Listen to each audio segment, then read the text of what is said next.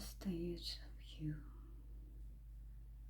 I'm going back to the hospital, his grandma said, dropping his off at his house. I don't like leaving her like this. What do you need? That's so important. There's something I have to do, Connor said, looking at the home where he'd spent his entire life. It seems empty and even though it was very long since it left. He realized it would probably never be his home again. I'll be back in an hour to get you, his grandma said. We'll have dinner at the hospital. Connor wasn't listening. He was already shutting the car door behind him. 1 hour, his grandma called to him through his closed door. You're going to want to be there tonight. Connor kept on walking up his one front step. Connor, his grandma called after him, but he didn't look back. He barely heard her pull the car out onto the street and drive away. Inside the house smelled of dust and stale air. He didn't even bother shutting the door behind him. He headed straight through to the kitchen and looked out of the window. There was the crunch on the rice.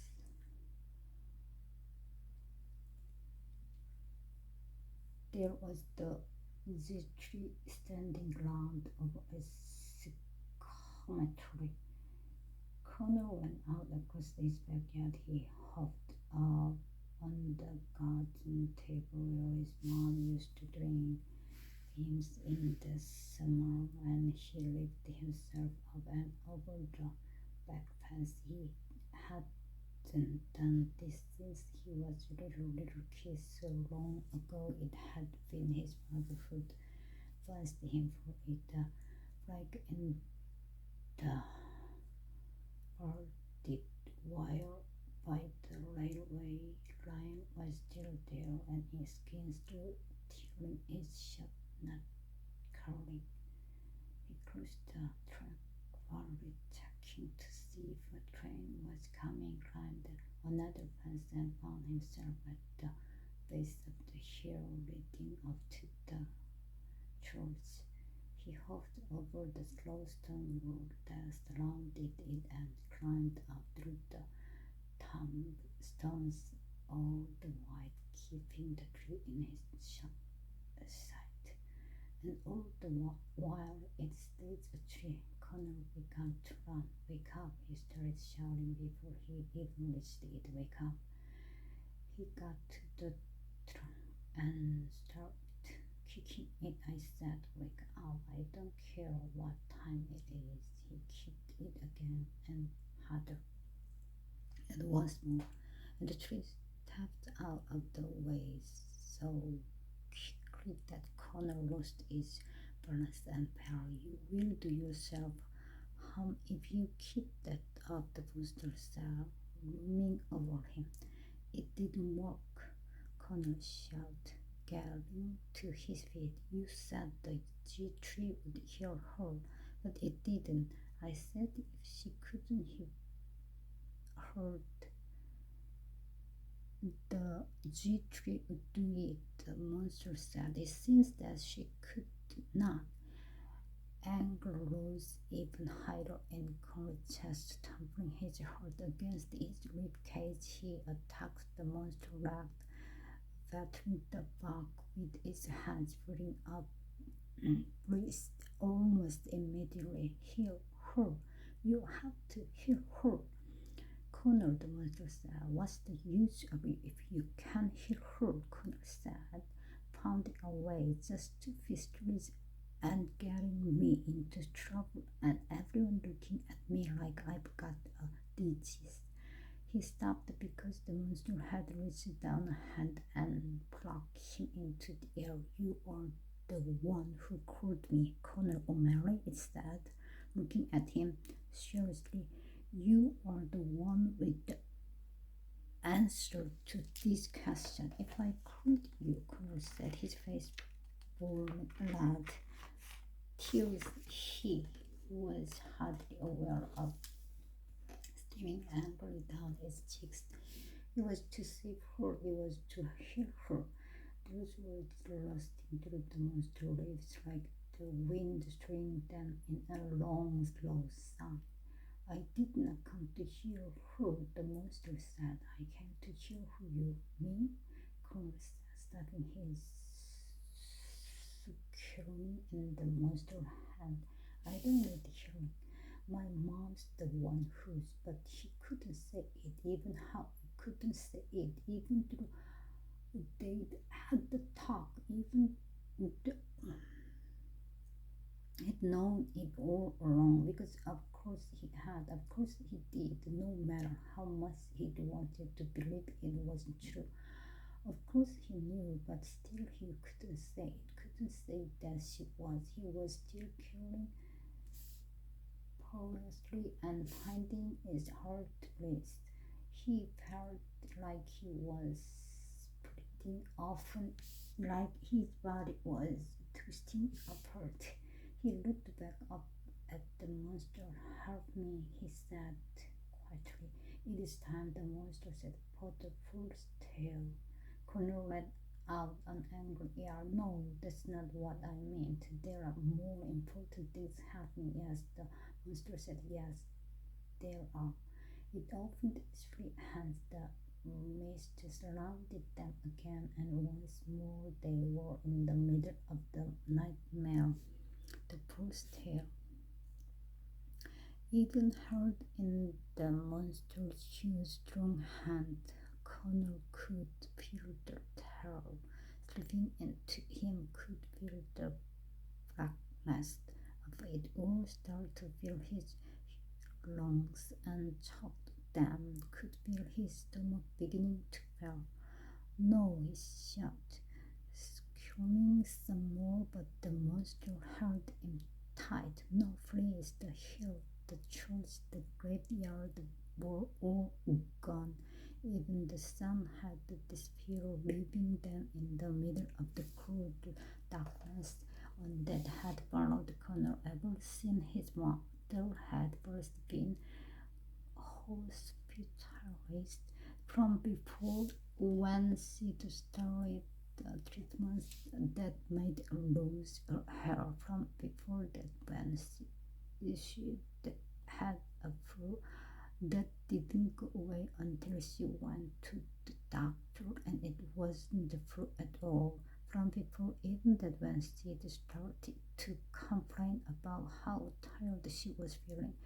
Ever since before all that, ever since forever, it felt like the nightmare had been there, stalking him, surrounding him, cutting him off, making him alone. It felt like he's never been anywhere else. Get me out of here, he yelled, please. It's time, the monster said again for the first tale. I don't know any tales, Connor said, his mind was with fear. If you do not tell it, the monster said, I shall have you tell it for you. It held Connor up closer to his face. And believe me when I say you do not want that. Please, Connor said again, I have to get back to my mom. But the monster said, turning across the blackness, she is already here. The monster set him down over a tree, almost dropping him to the earth, and Connor stumbled forward. He recognized the cold ground under his hand, recognized the clearing he was in, but was on three sides by dark and impenetrable forest. Recognized the first side, a cliff flying off into even hotter blackness, and one the cliff edge his mom. She had her back to him, but she was looking over her shoulder, smiling. She looked as weak as she had in the hospital, but She gave him a small wave. Mom, Connor yelled, trying to have it to stand as it did every time the nightmare began. You have to get out of here. His mom didn't move. They looked a little worried at what he'd said. Connor dragged himself forward, straining at the effort. Mom, you have to run. I'm fine, darling. She said, there's nothing to worry about. Mom, run, please run. But, darling, there is the stop that turned back to the gripped ace as if she'd heard something. No, Connor whispered to himself. He pulled himself forward some more, but she was too far to reach in time, and he felt so heavy. There was a loud sound from below the cliff, a long, booming noise like something big was moving down below, something bigger than the world, and it was climbing up the cliff face. Connor, his mom asked, looking back at him, but Connor knew it was too late. The real monster was coming.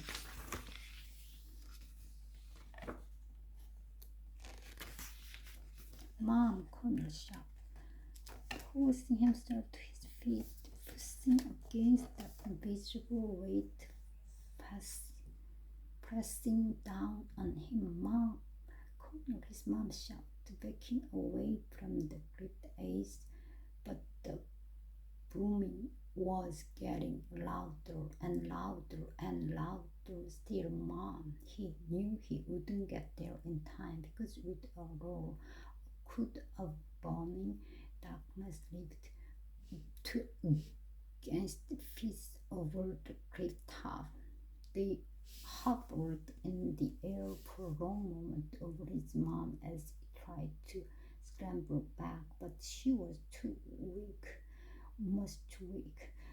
Then the fists rushed down together in violent pants and grabbed her, pulling her over the edge of the cliff, and at last Connor could land with a shout. He rocked across the clearing, running so fast that nearly topped over, and he threw himself toward her outreaching hands as the dark fist pulled her over the edge, and his hand caught her. This was the nightmare that woke him up screaming every night. This was it happening right now, right here.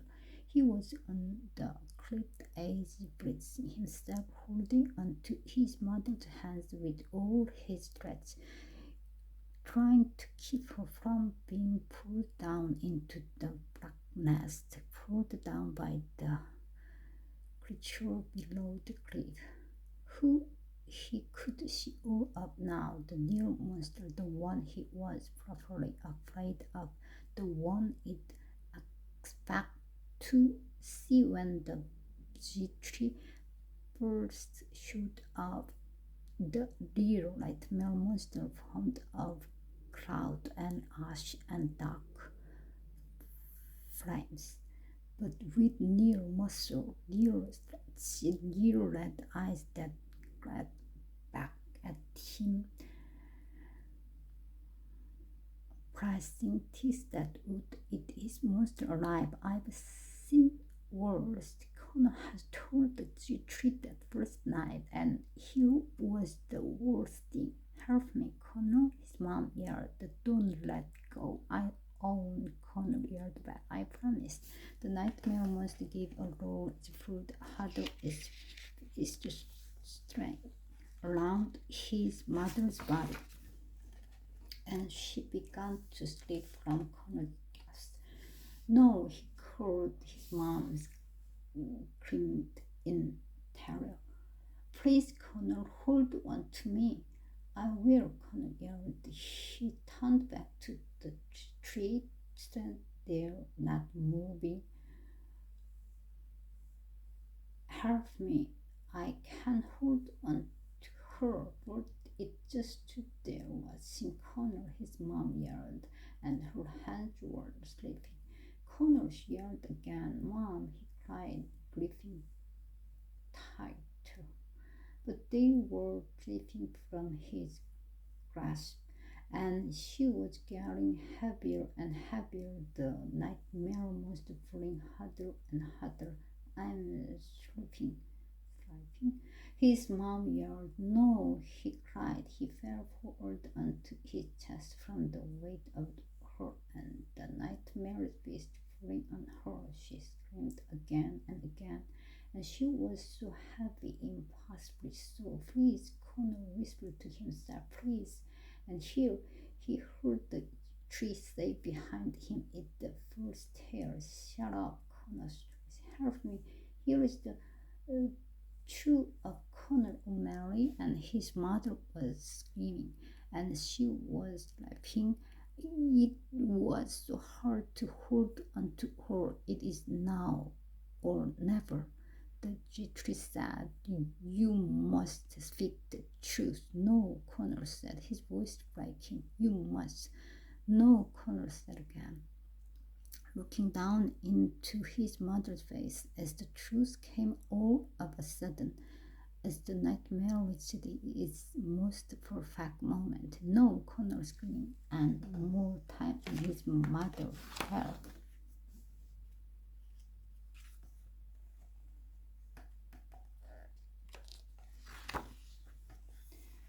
The rest of the first tale. This was the moment when Hughes woke up when she fell screaming out of his grasp into the face taken by the nightmare lost forever. This was where he usually sat up in his bed, covered in sweat, his heart beating so fast that he might die. But he didn't wake up. The nightmare still surrounded him. The tree still stood behind him. The tale is not yet told. It said, take me out of here, Connor said, getting Chris to his feet. I need to see my mom. She is no longer here, Connor. His original monster said, you let her go. This is just a nightmare, Connor said, fainting hurt. This isn't true. It is the truth, said the monster. You know it is. You let her go, she fell. Connor said, I couldn't hold onto her anymore. She got so heavy, and so you let her go. She fell. Connor said, his voice rising almost in desperation. The feet and ash that had taken his mom was returning up the faced in tendrils of smoke that he couldn't help but breathe in and entered his mouth and his nose like air, filling him up, choking him. He had to fight to even breathe. You let her go, said the monster. I didn't let her go, Connor shouted, his voice cracking. She fell. You must tell the truth or you will never leave this nightmare, the monster said, looming dangerously over him now, his voice scarier than Connor had ever heard it. You will be trapped here alone for the rest of your life. Please let me go, Connor yelled, trying to back away. He crawled out in terror when he thought the tendrils of the nightmare had wrapped themselves around his legs. They tripped him to the ground and started wrapping themselves around his arms to help me speak the truth, the monster said, his voice stern. Terror is now. Speak the truth. I will stay here forever. What true? Connor yelled, desperate, biting the tendril. I don't know what you mean. The monster face suddenly showed out of the blackness. Seized away from Connor. You do know, it said, loud and pretending. And there was a certain quiet, because yes, Connor knew. He had always known the truth, the real truth, the truth from the nightmare room. He said quietly as the blackness started wrapping itself around his neck. No, I can, you must, I can. Connor said again, you can, said the monster, and there was a change in his voice, a note of something, of kindness. Connor's eyes were roving now, tears were tumbling down his cheeks, and he couldn't stop them, couldn't even wipe them away, because the nightmare's tendrils were binding him now and dearly, taking him away completely. Please don't make me, Connor said. Please don't make me say it. You let her go, the monster said. Connor shook his head. Please, you let her go, the monster said again. Connor closed his eyes tightly, but then he nodded.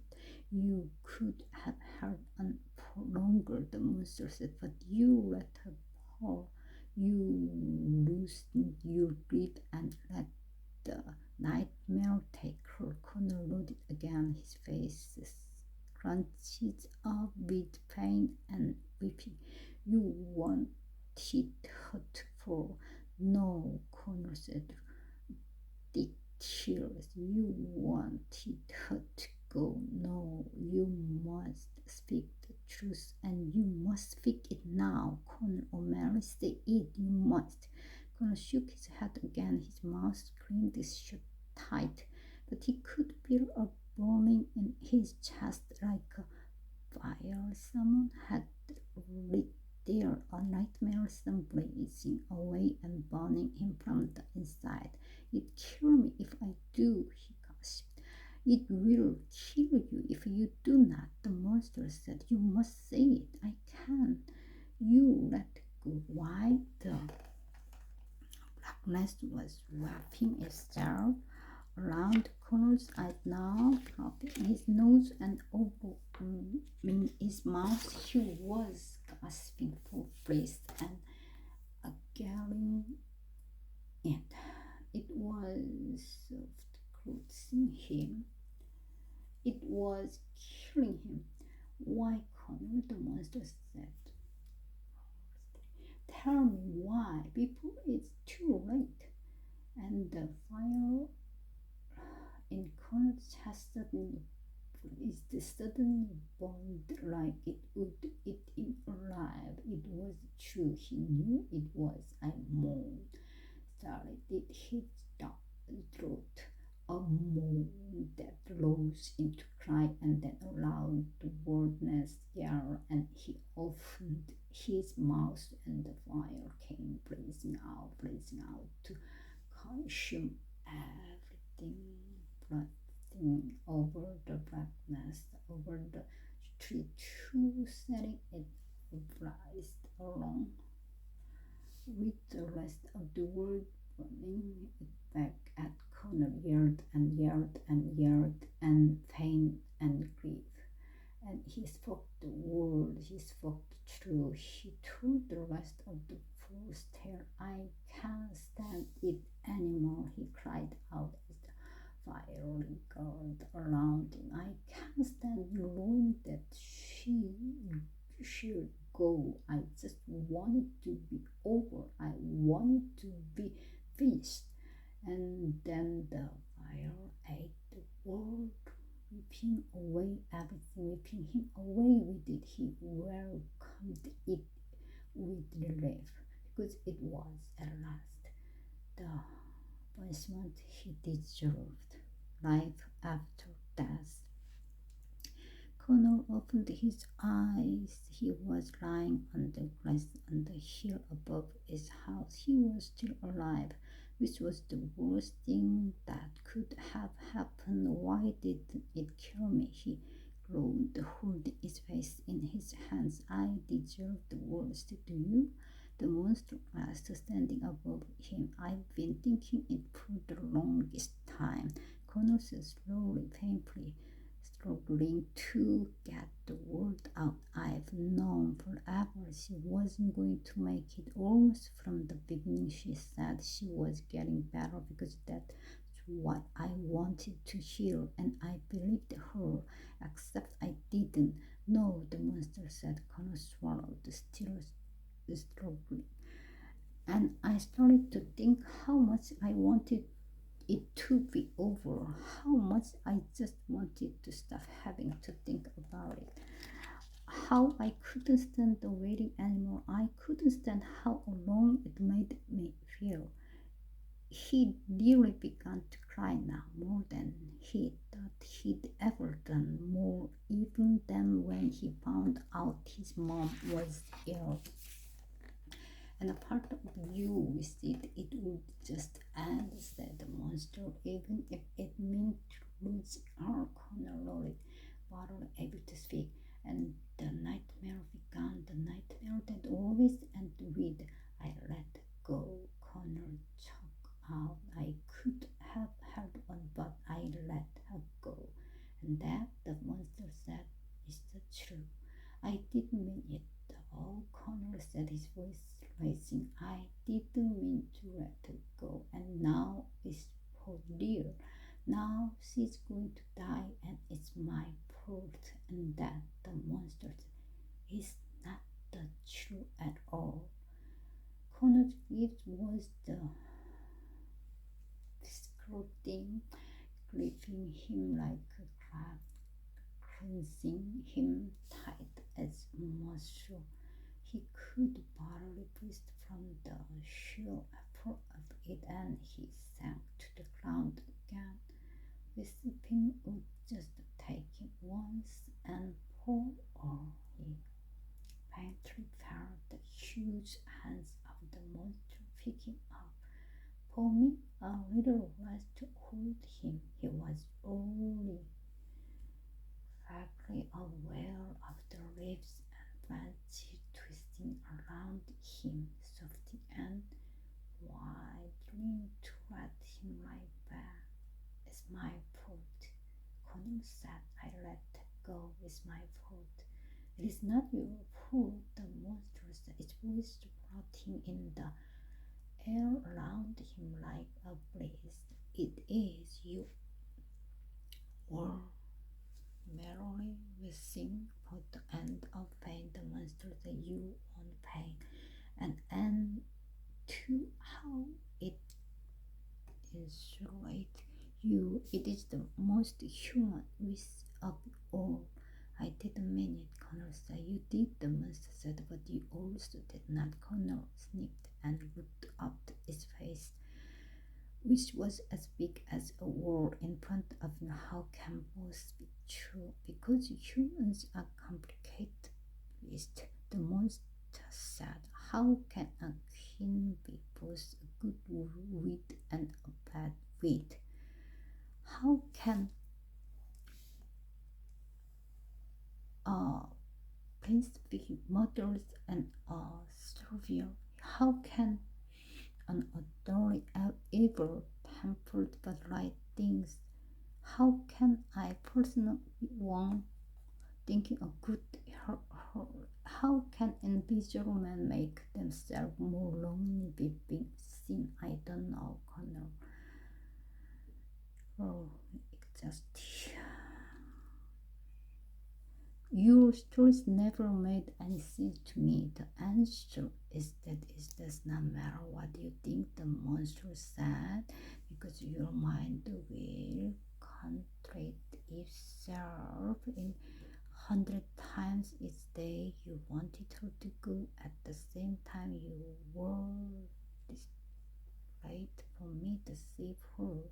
Your mind will believe confirming lies while also knowing its painful truths that make those necessary, and your mind will punish you for believing both.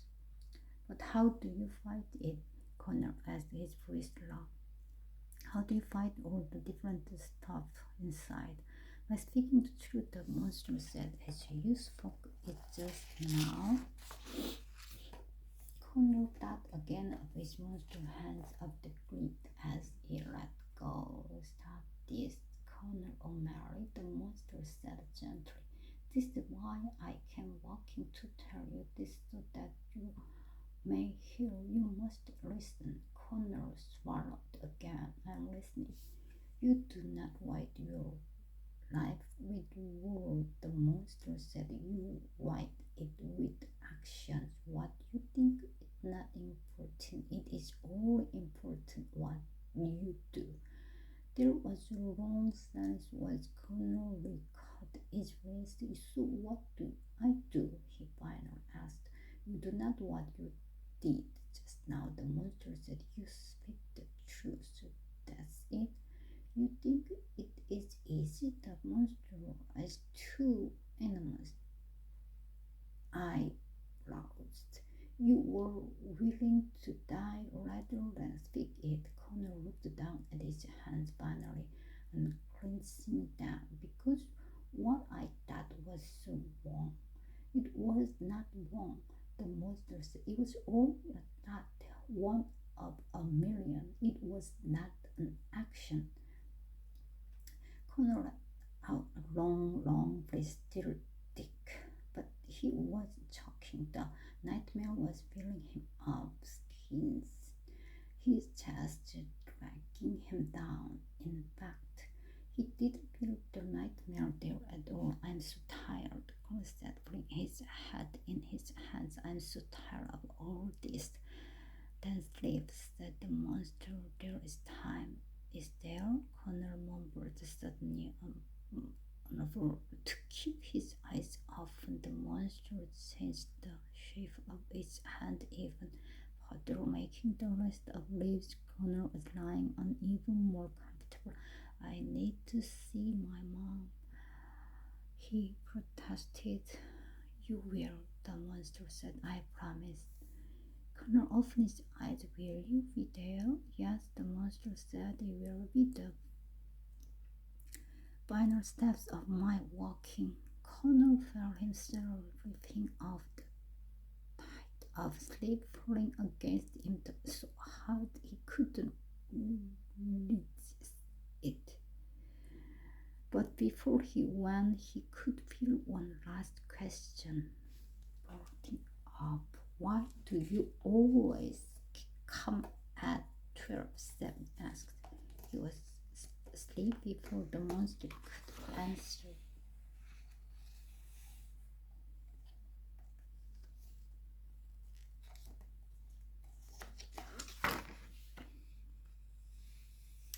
Something in common. Oh, thank God, the world filters in before Connor was even properly awake. Connor, he heard, and then stronger. Connor, his grandma's voice.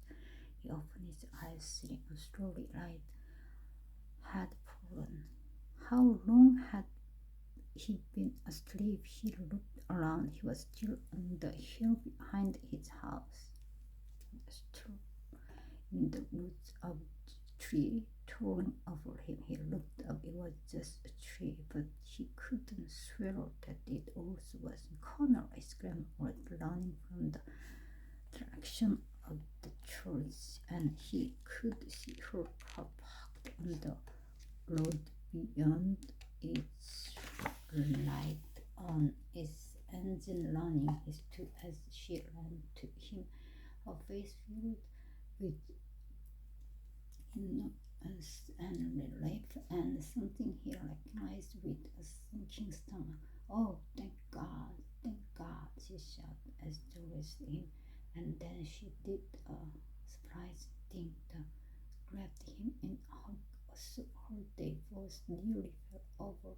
Only Connor catching them on the tree trunk stopped them. Then she let him go and nearly started shouting. Where have you been? She frantically screamed. I've been searching for hours. I've been panic. Connor, what the hell were you thinking? There was something I related to do, Connor said, but she was already falling on his own. No time, she said. We have to go now. She let go of him and actually flew back to her car, which was such a troubling thing to see that Connor ran after her almost automatically, jumping in the passenger side and not even hearing the door close before she drove off with a such of terror. He didn't dare ask why they were hurrying. Connor Glamor said as the car raced down the road at alarming speed. It was only when he looked at her that he saw how much she was crying, shaking to Connor. You just can't. She shook some more than he saw her grip the steering wheel even harder. Grandma, he started to say. Don't, she said, just don't. They drove in silence for a while, sharing through the stop sign with bodily elbow. Connor checked his seatbelt. Grandma, Connor asked, bracing himself, and they flew over a bump. She kept speeding on. I'm sorry, he said quietly. He laughed at this, a sad, deep laugh. She shook her head. It doesn't matter, she said. It doesn't matter. It doesn't. Of course it doesn't, she said, and she started to cry again. But she wasn't the kind of grandma who was going to let crying get in the way of a talking. You know, Connor, she said, you and me, not the most retrofit, are we? No, Connor said, I guess not. I guess not either. She tore around Connor so fast. Connor had to grab on the door handle to stay upright. But we're going to have to run, you know, she said. Connor swallowed. I know. His grandma made a little shrieking noise. You do know, don't you? She said, of course you do. She cut clear her thought as quickly looked both ways at an approaching crossroad, people driving lightly the red light. Connor wondered how late it was. There was hardly any traffic around, but you know what, grandson, his grandma said. We have something in common. We do? Connor asked as the hospital runs into view down the road. Oh yes, his grandma said, pressing even harder on the accelerator. And he saw that her tears were still coming. What's that? He asked as she pulled into the first empty spot he saw on the road near the hospital, running her car out onto the road. We do, darling. Stop. Your mom, she said, looking at him for one. That's what we have in common. Connor didn't say anything, but he knew what she meant. His mom was a daughter, and she was the most important person. Neither of them knew that was a lot to have in common. It was certainly a place to start. His grandma turned off the engine and opened her door. We have to hurry, she said. The truth. His grandma burst into his mom's hospital room ahead of him with a terrible question on her face. But there was a nurse inside who answered immediately. It's okay, she said. You're in time. His grandma put her hands to her mouth and let out a cry of relief. I see you found him, the nurse said, looking at Connor. Yes, was all, his grandma said. Both she and Connor were looking at his mom. The room was mostly dark, just a light on over her bed where she lay. Her eyes were closed and her breathing sounded like there was a weight on her chest. The nurse left them with her, and his grandma sat down in the chair on the other side of his mom's bed. Leaning forward to pick up one of his mom's hands, she held it in her own, kissing it and rocking back and forth. "Ma," he heard. It was his one mom talking, her voice so thick and loud it was almost impossible to understand. "I'm here, darling," his grandma said, still holding his mom's hands. "Connor's here too." "Is he?" His mom shrugged, not opening her eyes. His grandma looked at him in a way that told him to say something. "I'm here, Mom," he said. His mom didn't say anything, just reaching out the hand close to him, asking for him to take it, and let go. "Here is the end of the tail," the monster said behind him. "What do I do?" Connor whispered. He felt the monster place its hands on his shoulders. Somehow they were small enough to feel like they were holding him up. "All you have to do is tell the truth," the monster said. "I'm afraid to." Connor said he could see his grandma that in the dim light leaning over her daughter. He could see his mom's hands still outstretched. Her eyes still closed. "Of course you are afraid," the monster said, pushing him slowly forward, "and yet you will still do it." As the monster's hands gently got him, guide him toward his mom, Connor saw the clock on the wall above her bed. Somehow it was already 11:46 p.m.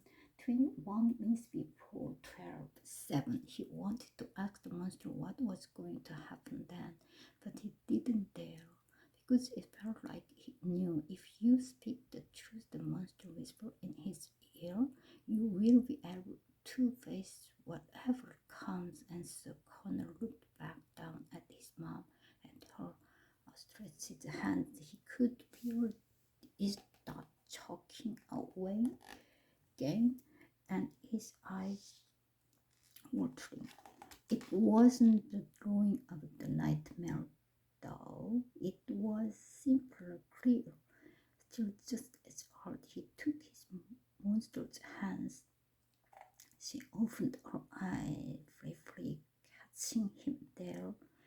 Then she closed them again, but she'd seen him, and he knew it was here. He knew there really was no going back, that it was going to happen, whatever he wanted, whatever he felt. And he also knew it was going to get through it. It would be terrible. It would be beyond terrible. But he despised. And it was for this that the monster came. It must have been. Connor had needed it, and his need had somehow caught it, and it had come walking just for this moment. "You'll stay," Connor whispered to the monster, barely able to speak. "You'll stay until I will stay," the monster said, its hand still on Connor's shoulder. "Now all you have to do is speak the truth." And so Connor did. He took in a breath, and at least he spoke the final and total truth. "I don't want to go," he said, the tears dropping from his eyes slowly at first, then spring like a river. "I know, my love," his monster said in her heavy voice. "I know." He could feel the monster holding him up and letting him stand there. "I don't want to go," he said again. And that was all he needed to say. He leaned forward onto her bed and put his arm around her, holding her. He knew it would come. And soon, maybe even this 12 said, the moment she would slip from his grasp. No matter how tightly he held on, but not this moment, the monster whispered, still close. "Not just yet." Connor held tightly on to his mother, and by doing so, he could finally let her go.